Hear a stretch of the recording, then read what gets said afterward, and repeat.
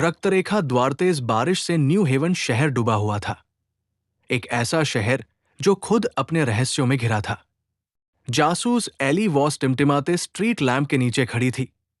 उसकी trench coat पूरी तरह भीग चुकी थी। सामने चौथी लाश थी, इस महीने की चौथी हत्या। पीड़िता, एक युवा महिला, एक जर्जर आग की सीढ़ी से उल्टी लटकी थी। उसका गला इतनी सफाई से कटा था कि खून नीचे एस्फाल्ट पर एकदम सटीक सर्कल में बहा था, जो चंद्रमा की रोशनी में काले तेल जैसा चमक रहा था। वही तरीका उसका साथी जासूस मार्कस कोल घुटनों के बल बैठकर पीड़िता की हथेलियों पर उकेरे गए प्रतीकों को देखते हुए बड़बड़ाया। 3 आपस में जुड़े हुए वृत्त। बाकी सभी मामलों में भी यही था। एली के जबड़े कस गए। ये प्रतीक किसी भी डेटाबेस में नहीं थे, नहीं किसी ज्ञात पंथ या तंत्र मंत्र से मेल खाते थे। लेकिन उसने इन्हें पहले देखा था, अपने बुरे सपनों में। सभी पीड़ितों में एक समानता थी। वे शहर की संस्थापक पुरानी अमीर खानदानों से थे। पुराने पैसे और भी पुराने रहस्य। एली का अपना नाम वॉस भी उसी सूची में था। पहली लाश मिलने के बाद से वो ठीक से सो नहीं पाई थी। पुलिस मुख्यालय में फॉरेंसिक टीम को कुछ नया मिला। ताजा पीड़िता के सीने के अंदर एक कागजी टुकड़ा सिल दिया गया था, जिसके किनारे जले हुए थे, मानो किसी आग से निकाला गया हो। संदेश लैटिन में था, सैंग्विस क्लेविस EST, रेग्नम केवरम ते एक्सपेक्टैट। रक्त कुंजी है, खोखले राज्य में तुम्हारा इंतजार हो रहा है। एली के हाथ कांप उठे जब उसने अनुवाद किया। उसकी मां, जो न्यू हेवन के औपनिवेशिक अतीत की इतिहासकार थी, ने एक दशक पहले लापता होने से पहले हॉलो किंगडम के बारे में फुसफुसाते हुए बात की थी। एक ऐसी जगह जहां शहर का मूल पाप छुपा था।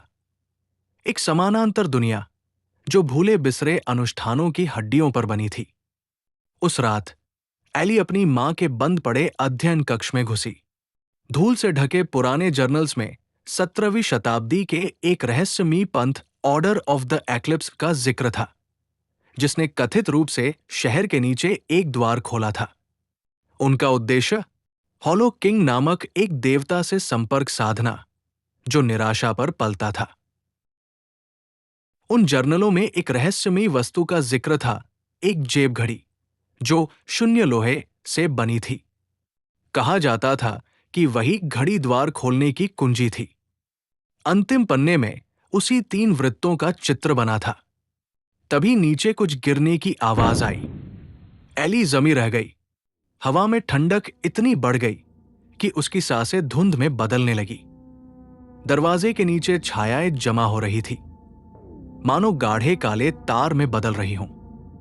फिर कुछ खरोंचने लगा धीमे और जानबूझकर। उसने अपनी सर्विस पिस्तौल थामी और तभी लाइट बुझ गई। अंधेरे में एक फुसफुसाहट गूंजी। तुम देर कर चुकी हो, जासूस। एली ने गोली चलाई। गोली की चमक में एक आकृति दिखाई दी, लंबी, हड्डियों से भरी, जिसका चेहरा शून्य था। बस एक बड़ी सुई जैसी दांतों वाली मुस्कान थी। वो दौड़ी घर से बाहर तूफान में, जबकि वह चीज पीछे हंस रही थी। लेकिन उसके हाथ में एक सुराग था, जो उसने जर्नल से फाड़ लिया था। एक पता, 5वीं और ब्लैक वाटर पर पुराना गिरजाघर। गिरजाघर की तहखाना कब्रों और ध्वस्त सुरंगों का भूल भुलैया थी। उसकी टॉर्च की रोशनी उस जेब घड़ी पर पड़ी हुई, जिसका जिक्र जर्नल में था। वो एक पत्थर के वेदी में जमी हुई थी और उसकी सतह पर काले शिराएं रेंग रही थी, मानो जीवित हो। जैसे ही उसने घड़ी को निकाला, जमीन कांप उठी। एक गहरी गूंज हवा में फैल गई। दीवारें धुएं में घुलने लगी। चारों ओर शहर का एक भयानक प्रतिबिंब उभर आया। आसमान खून सा लाल था। इमारतें मुड़कर भयानक आकार ले चुकी थी और सड़कें, वे सांस ले रही थी। ये था हॉलो किंगडम। अंधेरे से आकृतियां निकली, पीली, दुबली, उनकी आंखें गहरी, शून्य में समाई हुई। वे शिकारी की तरह चल रही थी। एक ने कहा, उसकी आवाज में कई चीखें गूंज रही थी। राजा तुम्हारा इंतजार कर रहा है। तुम एक अच्छी बलि साबित होगी। एली फिर भागी, लेकिन गलियां बदल गई, उसे एक विशाल टॉवर की ओर धकेलते हुए। टॉवर हड्डियों और लोहे का बना था। उसके शिखर पर एक सिंहासन था और उस पर एक छायामय आकृति बैठी थी, जिसकी उपस्थिति मात्र से फेफड़ों में दबाव बढ़ने लगा। हॉलो किंग खड़ा हुआ। उसका मुकुट तड़पते चेहरों से बना था। उसका लबादा कपड़े का नहीं, बल्कि असंख्य कंकालों के हाथों से बना था। जब उसने बोला तो जमीन फट गई और नीचे आधी गढ़ी हुई आत्माएं छटपटाने लगी। स्वागत है एली वॉस। राजा ने गहरी आवाज में कहा, तुम्हारी वंशरेखा ने मुझ पर एक कर्ज छोड़ा था और आज की रात वो चुकाना होगा। हॉलो किंग की आवाज एली के दिमाग में गूंज रही थी, जैसे हर शब्द एक नुकीले ब्लेड से खरोंच रहा हो। वो लड़खड़ा गई। उसकी मुट्ठी में दबी जेब घड़ी बर्फ की तरह जल रही थी। चारों ओर उस अजीबोगरीब मीनार की दीवारें किसी जिंदा चीज की तरह धड़क रही थी। काले स्याह नसों से टपकता अजीब सा द्रव उसकी धड़कनों के साथ स्पंदित हो रहा था। क्या तुम पहली वॉस हो जो यहां खड़ी हो? किंग फुसफुसाया। उसके लबादे से कंकाल जैसी भुजाएं हवा में लहराने लगी।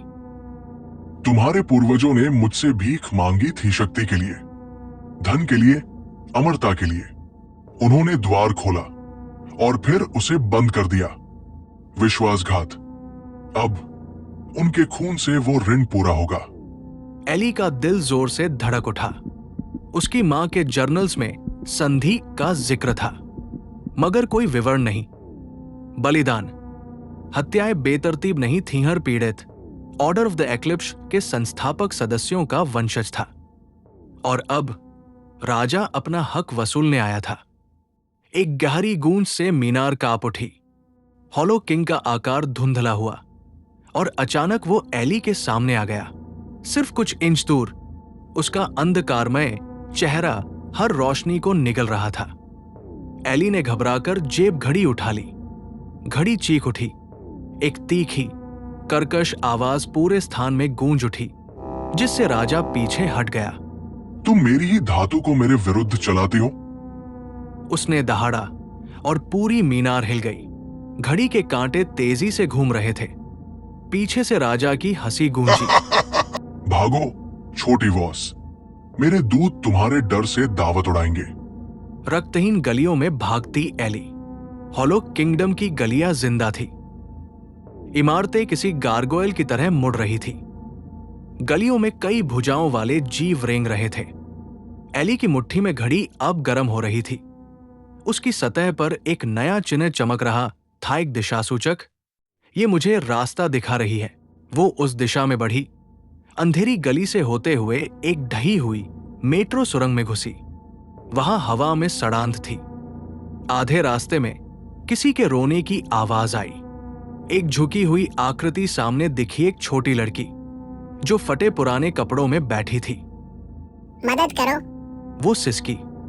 उसने मेरा चेहरा ले लिया। एली का दिल तेज धड़कने लगा। मत रुकना, आगे बढ़ो। लेकिन लड़की ने सिर उठाया। उसका चेहरा बिल्कुल सपाट था, कोई आंख, नाक, मुंह नहीं। एली ने घबराकर दौड़ लगाई। लड़की की हंसी विकृत हो गई और उसकी भुजाएं लंबी और टेढ़ी मेढ़ी होने लगी। एली मेट्रो सुरंग के बाहर निकली और खुद को एक विशाल उल्टे गिरजाघर के सामने खड़ा पाया। उसकी मीनारें नीचे की ओर किसी अथाह गर्त में समाई हुई थी। जेब घड़ी की सुई सीधा उस अंधेरे में इशारा कर रही थी। कोई चारा नहीं। वो कूद गई। मां की आखिरी चेतावनी धुंध तांबे और राख जैसी स्वाद में थी। जब वो साफ हुई, एली खुद को अपनी मां के अध्ययन कक्ष की एक भयानक प्रति में खड़ा पाया। किताबें वही थी, मगर दीवारों से खून टपक रहा था और परिवार की तस्वीरों की आंखें उसकी ओर घूर रही थी।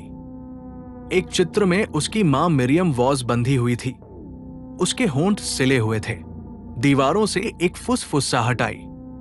एली, घड़ी एक चाबी भी है और एक ताला भी। अगर इसे तोड़ दो तो द्वार हमेशा के लिए बंद हो जाएगा, लेकिन तुम्हें बाकी लोगों को ढूंढना होगा। कौन लोग? एली ने घबराकर जर्नल्स पलटे। एक किताब अपने आप खुल गई, उसमें 5 परिवारों के नाम लिखे थे। 4 नाम पहले ही मृत थे, 5वां नाम वॉस। हॉलो किंग की आवाज गूंज उठी। अब समझ आई सच्चाई। अनुष्ठान में 5 बलिदानों की जरूरत थी। तुम्हारे परिवार का खून अंतिम धागा है।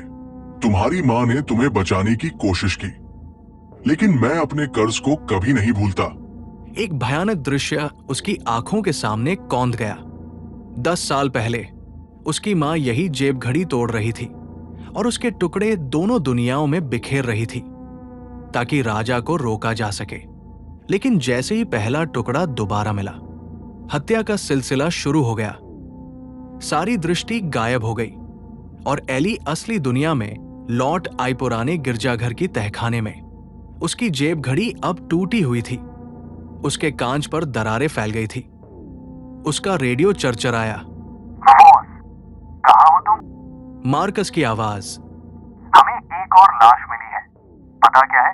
वो तुम्हारे घर के बाहर है। ठंड उसके रगों में दौड़ गई। घातक हत्यारे सिर्फ वंशजों को नहीं मार रहे थे, वे उसे एक दिशा में धकेल रहे थे। जब वो अपने अपार्टमेंट पहुंची तो दृश्य और भी भयानक था। दरवाजे पर लाश टंगी थी फादर बर्न की, वही पुजारी जिसने उसकी मां की मदद की थी। उसके सीने पर 3 वृत्तों का चिन्ह उकेरा गया था, लेकिन इस बार खून जिंदा था। वो रेंग रहा था। दीवारों पर रक्त से एक संदेश उभरा, जेब घड़ी मुझे लाकर दो, वरना तुम्हारे साथी की आत्मा को धीरे धीरे उधेड़ दूंगा। खून घिसकता हुआ एक नाम बना कोल। मार्कस का चेहरा पीला पड़ गया। एल, ये सब क्या हो रहा है? एली ने टूटी घड़ी को कसकर पकड़ा। एक युद्ध, और हम पहले ही गलत तरफ खड़े हैं। एली और मार्कस शहर के मुख्यालय के नीचे बनी सुरंगों में घुसे। वहां गंध सड़ते हुए मांस की थी। दीवारों पर सैकड़ों साल पुराने गुमशुदा बच्चों के पोस्टर चिपके थे। गेट को खोलने के लिए बलि दी गई थी। एली बुदबुदाई। एक विशाल द्वार सामने था जिसमें 3 वृत्तों का ताला जड़ा था।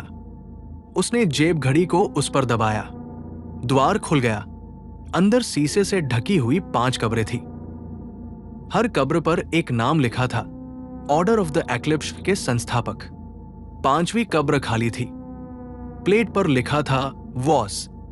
पीछे से एक ठंडी हथेली उसके कंधे पर आई। मार्कस की आवाज। धन्यवाद जासूस, राजा तुमसे मिलने के लिए बहुत उत्सुक था। वो मुड़ी। मार्कस की आंखें गायब थी। अंधकार से आंसू बह रहे थे। वो झपटा। एली ने मुश्किल से खुद को बचाया जब मार्कस की पंजे जैसी उंगलियां उसकी ओर झपटी। वो अब पूरी तरह हॉलो किंग के कब्जे में था। उसकी आंखों में सिर्फ खाली अंधकार था। उसके वार से पुराना लेजर, वो पांडुलिपि जिसमें ऑर्डर ऑफ द एक्लिप्स का इतिहास था, चिथड़ों में बिखर गया। तहखाना कांप उठा। शीशे के ताबूत टूटने लगे। हवा में हॉलो किंग की उपस्थिति रिसने लगी। दीवारों से स्याह धुआं निकलकर वास्तविकता को निगलने लगा। एली की जेब घड़ी से काला धुआं रिसने लगा। दरारें चौड़ी हो रही थी। इसे तोड़ दो। दीवारों से उसकी मां की आवाज गूंजी। उसके राज्य में इस अवशेष को नष्ट करो। मार्कस आगे बढ़ा, मगर एली ने पास के ताबूत से एक चांदी का खंजर खींचकर उसकी छाती में उतार दिया। मार्कस चीख उठा। उसकी मुंह से काले साए निकलने लगे। मौका था। एली ने घड़ी को कसकर पकड़ा और गिरजाघर की ओर दौड़ पड़ी। दरवाजा खुला था। उसके पार हॉलो किंगडम का उल्टा गिरजाघर अपने ही भार से चरमराने लगा। सिंहासन कक्ष में राजा उसका इंतजार कर रहा था। तुम्हारा रक्त द्वार को हमेशा के लिए बंद कर देगा, वो फुसफुसाया। उसकी कंकाल जैसी भुजाएं एली की ओर लपकीं, लेकिन एली ने जेब घड़ी सिंहासन पर फेंक दी। घड़ी चटक गई। एक विस्फोट हुआ। शून्य की धातु से बनी एक लहर पूरे राज्य में फैल गई। हॉलो किंग ने दर्द से चीख मारी। महल ढहने लगा, इमारतें राख बनने लगी। राजा का मुकुट मिट्टी में बदल गया। तुम जीत नहीं सकती। उसकी आवाज गूंजी, शरीर गलता जा रहा था। तुम्हारी दुनिया पहले ही मेरी हो चुकी है। जमीन फटी। एली गिर पड़ी अंधकार में नहीं, बल्कि अपने ही अपार्टमेंट में। सब कुछ शांत था। गेट बंद हो चुका था। मार्कस बुरी तरह घायल मगर जिंदा उसकी कलाई पकड़े हुए था। लेकिन कीमत, उसकी हथेलियों पर शून्य की धातु के निशान उभर आए थे। उसकी नसें काली हो रही थी। आखिरी शाप अभी भी बचा था। उसने शीशे में झांका। उसका प्रतिबिंब मुस्कुरा रहा था। सुई जैसे दांत चमक रहे थे।